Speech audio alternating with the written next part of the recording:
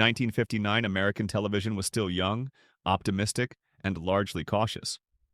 Sponsors ruled the airwaves, controversy was avoided, and science fiction was often treated as spectacle rather than philosophy. Into that landscape stepped a man who had grown weary of compromise.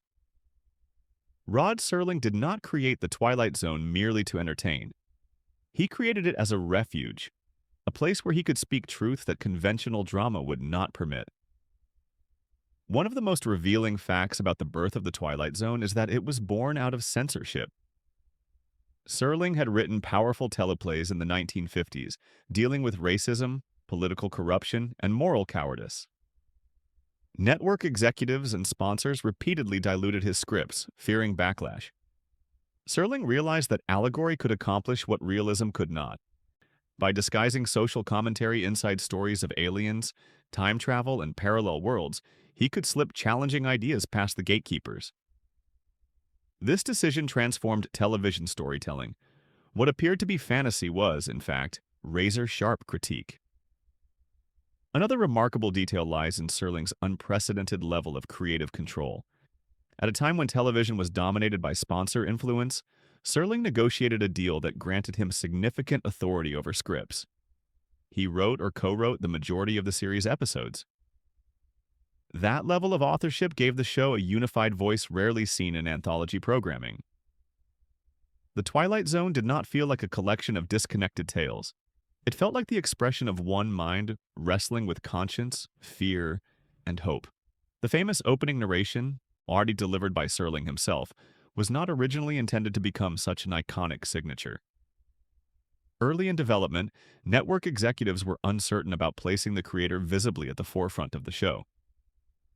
Hosts of anthology series often appeared only briefly, if at all. But Serling's presence, calm, deliberate, almost professorial, gave the program its moral compass. His introductions framed each episode as more than entertainment. They prepared the viewer for reflection. In hindsight, that quiet authority became one of the most recognizable elements in television history. The production of the first season was also a gamble in visual terms. Unlike many contemporary series, The Twilight Zone was shot on 35mm film rather than live broadcast videotape. This decision provided a cinematic quality that set it apart. Shadows carried depth, light sculpted faces. Directors could use noir-inspired compositions that heightened psychological tension. Today, when high-definition restorations reveal those textures in astonishing clarity, one can appreciate how forward-thinking that choice truly was. A fascinating production constraint shaped the show's tone in an unexpected way. Budget limitations forced the series to rely heavily on suggestion rather than spectacle. Elaborate creature effects were often beyond reach. As a result, many of the most memorable episodes build suspense through atmosphere and performance instead of visual extravagance. The terror in "The Monsters Are Due on Maple Street" emerges not from aliens on screen but from neighbors turning against one another. This reliance on imagination rather than display gave the series a timeless quality. Fear rooted in human behavior does not age. Another detail often overlooked is the caliber of talent the series attracted. Actors who would later become legends appeared early in their careers. Robert Redford, Charles Bronson, Elizabeth Montgomery. Established stars also embraced the show because its scripts offered depth uncommon in television. The anthology format allowed performers to explore complex roles without long-term commitment. For audiences, this created a dynamic experience. Each week brought new faces, new emotions, new moral dilemmas.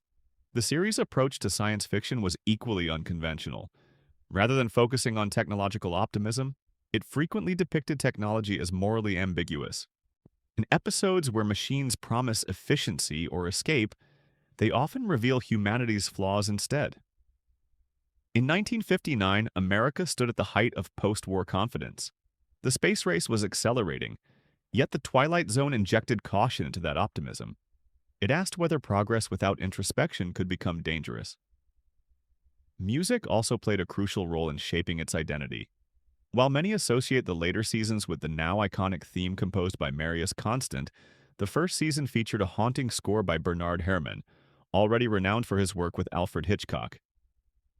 Herman's compositions were subtle and unsettling. Rather than announcing fear with bombast, they crept into scenes, amplifying unease. The choice of Herman elevated the show's artistic credibility and linked it to the golden age of cinematic suspense. One of the most daring aspects of the early episodes was their treatment of nuclear anxiety. The Cold War loomed heavily over American consciousness. Rather than addressing atomic threat directly in documentary fashion, the series filtered that dread through parables of isolation and annihilation. Stories of deserted towns or characters confronting the end of civilization mirrored real fears of sudden destruction. By reframing geopolitical tension as intimate human drama, the show allowed viewers to confront anxiety safely. The anthology structure itself was another strategic decision. Because each episode told a self-contained story, the writers could experiment boldly. If one premise proved controversial, it would not jeopardize an ongoing narrative. This flexibility enabled exploration of themes such as prejudice, conformity, and existential doubt without long-term network risk. Ironically, the very format that limited continuity expanded creative freedom. Even the black and white presentation contributed to the show's power. While color television was emerging, the Twilight Zone remained monochrome. This was partly economic, but it also reinforced the series' moral clarity. Stark contrasts of light and shadow mirrored the ethical tensions within the stories. Faces emerging from darkness felt symbolic. Humanity illuminated briefly before receding into uncertainty. Another compelling element of the first season is its quiet pacing. Scenes often linger. Dialogue unfolds with deliberation. There is confidence in silence. In a modern era accustomed to rapid editing, revisiting these episodes reveals the discipline of restraint. The creators trusted the audience to listen carefully. That respect fosters enduring engagement. Behind the camera, collaboration was essential. Directors like Douglas Hise and John Brom brought cinematic sophistication to weekly television schedules. Their experience in film noir and psychological drama infused episodes with visual tension. Angled shots, deep focus, and carefully framed compositions turned modest sets into expansive psychological landscapes. What makes these early facts so striking today is how they reveal a series born not from formula, but from conviction.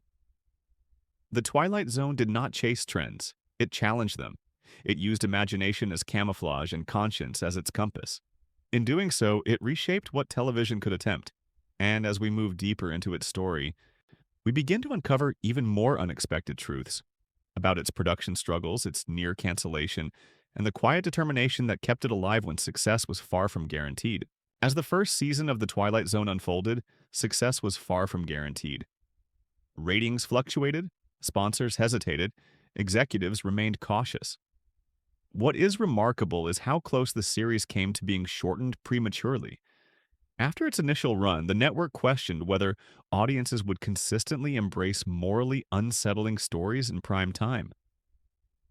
Letters from viewers, however, told a different story. They spoke of episodes that lingered in memory long after broadcast. That quiet loyalty became one of the show's greatest defenses.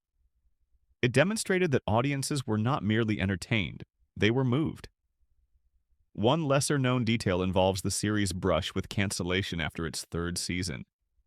Budget concerns and shifting network priorities led to its temporary suspension. Serling, unwilling to surrender the platform he had fought so hard to build, agreed to significant cost-cutting measures. For one season, the show experimented with an hour-long format. This change was not purely artistic, it was financial strategy. By reducing the number of episodes while increasing their length, production economics could be adjusted. The longer episodes allowed for deeper character development, yet they also revealed the delicate balance between intensity and duration. The half-hour structure, it turned out, had been part of the show's precise rhythm. Another fascinating production reality lies in the speed at which scripts were written. Serling often delivered teleplays under immense time pressure. There were weeks when he produced multiple drafts simultaneously. The discipline required for such output is difficult to overstate. Yet this pace occasionally resulted in deeply personal writing. Under strain, Serling's worldview surfaced more vividly. His preoccupation with isolation, regret, and moral consequence intensified. For viewers, that urgency translated into authenticity. The censorship battles did not disappear once the show was on the air. Certain episodes required negotiation to avoid sponsor discomfort. Stories touching on racial prejudice or political paranoia were softened in language but not in essence. Serling learned to embed critique within metaphor so skillfully that the message survived even when specific references were removed. This strategic subtlety is one reason the series remains relevant. Its commentary is not anchored to a single event, and it addresses enduring human tendencies. The practical methods of filming also reveal intriguing craftsmanship. Many episodes reused standing sets to conserve resources. A courthouse in one story might become a government office in another. Lighting adjustments and camera angles transformed familiar spaces into entirely new environments. This creative recycling required ingenuity. Directors used shadow and framing to disguise repetition, proving that imagination can expand limited physical resources. One cannot discuss the series without acknowledging its approach to twist endings. The so-called sting conclusion became a hallmark, but it was never inserted merely for shock. The twist functioned as moral punctuation. It forced viewers to reconsider what they had witnessed. And episodes like Time Enough at Last, the devastating final image is not cruel spectacle. It is commentary on obsession and unintended consequence. The power of these endings lies in their inevitability. They feel earned rather than imposed. Another often overlooked dimension is the role of radio drama heritage. Serling and many collaborators were veterans of radio storytelling. That background influenced the series' emphasis on dialogue and atmosphere. Scenes are constructed with attention to cadence and verbal tension. Even when visuals are minimal, the spoken word carries narrative weight.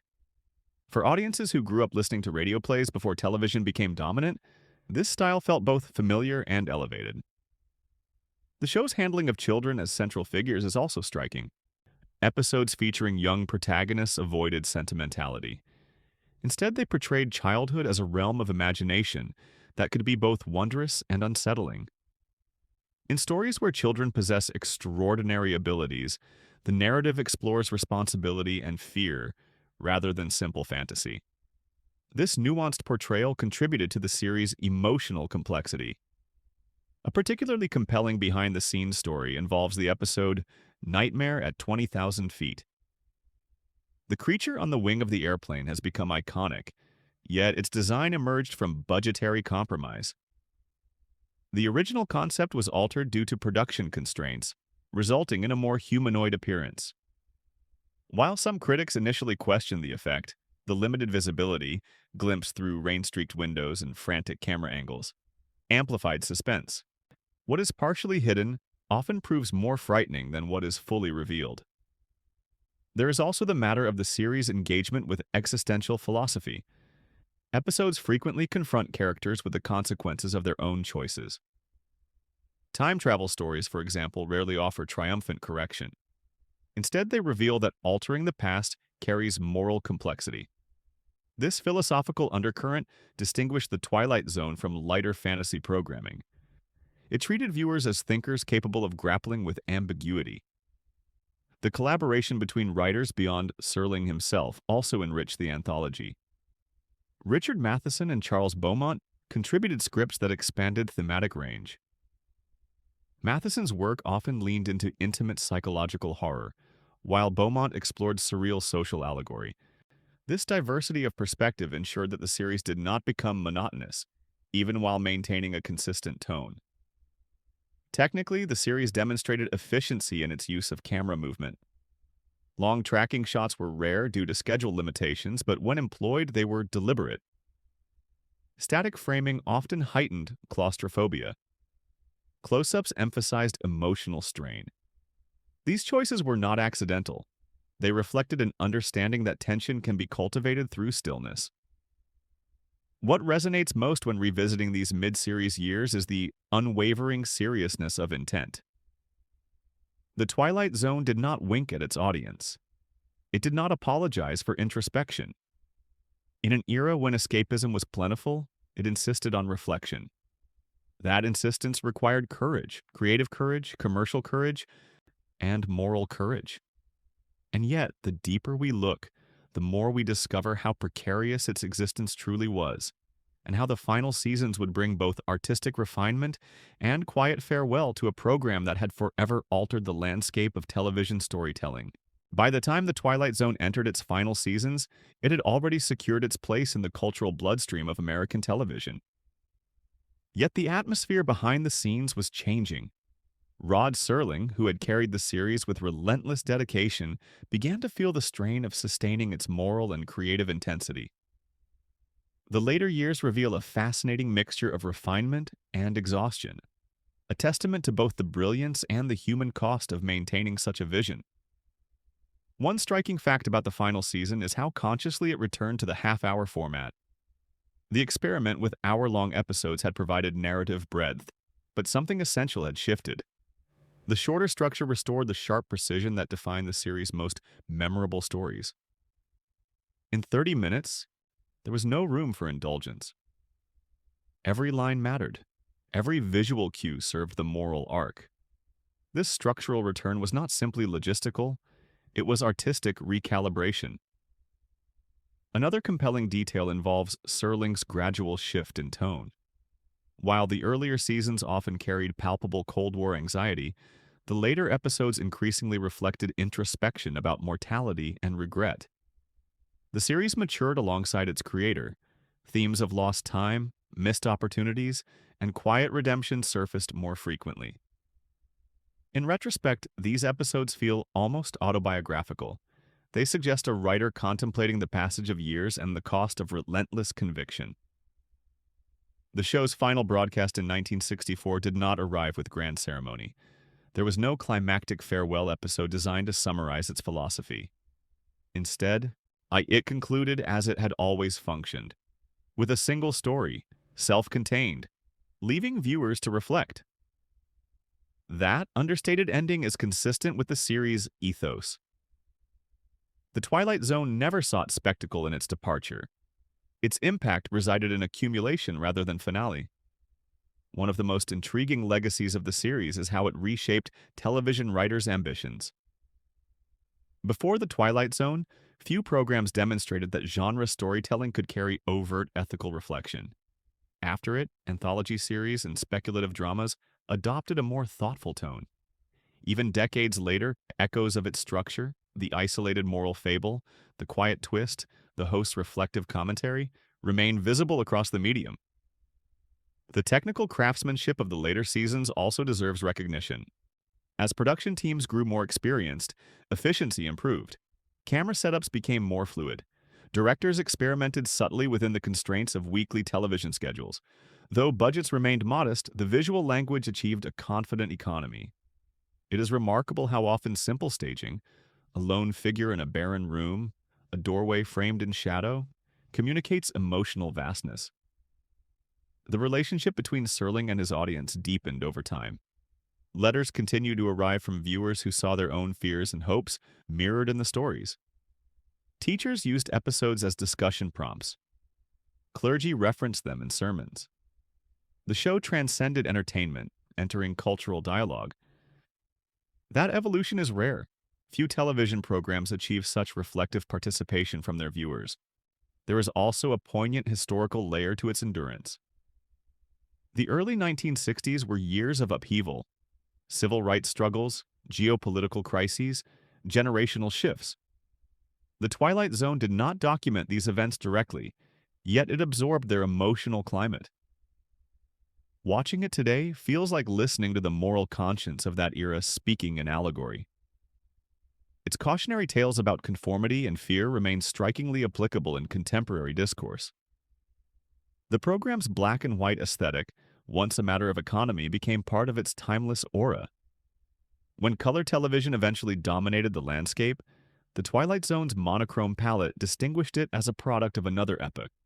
Yet paradoxically, it also preserved its seriousness. Without the distraction of color, viewers focus on expression, dialogue, and contrast. It feels almost theatrical, like a stage illuminated by moral inquiry. The cultural afterlife of the series is equally compelling. Revivals, adaptations, and reinterpretations have emerged across decades, each attempting to capture the spirit of Serling's creation. Yet none replicate the exact alchemy of its original run. That uniqueness stems from its historical moment. It was born from a specific convergence of post-war optimism, Cold War tension, and one writer's determination to speak honestly within constraint. Perhaps one of the most meaningful truths about the Twilight Zone is how it redefined what fear could represent. It demonstrated that the most unsettling threats are not always monstrous creatures or distant planets. They are prejudice, arrogance, complacency, and moral indifference. And the supernatural element served as mirrors rather than mere spectacle. This philosophical clarity explains why episodes remain relevant long after their broadcast. Rod Serling himself would go on to pursue other projects, but his association with the Twilight Zone never diminished. In interviews during his later years, he spoke of the series not with vanity, but with gratitude. It had given him a platform for expression when few others would. It had allowed him to explore humanity's contradictions with candor. That sense of purpose permeates the show's legacy. What ultimately endures is not the twist endings alone, nor the memorable imagery of broken glasses or shadowed streets. It is the tone, that measured, thoughtful cadence that invited viewers to step briefly outside ordinary perception. Almost the Twilight Zone asked its audience to imagine not only other worlds, but other moral possibilities. More than 6 decades later, the door to that dimension remains open. Its stories still challenge complacency. Its lessons still echo in quiet rooms. And in the voice of Rod Serling, calm and deliberate, we are reminded that the boundaries between reality and reflection are thinner than we think, and that sometimes to understand our own world, we must first step into another.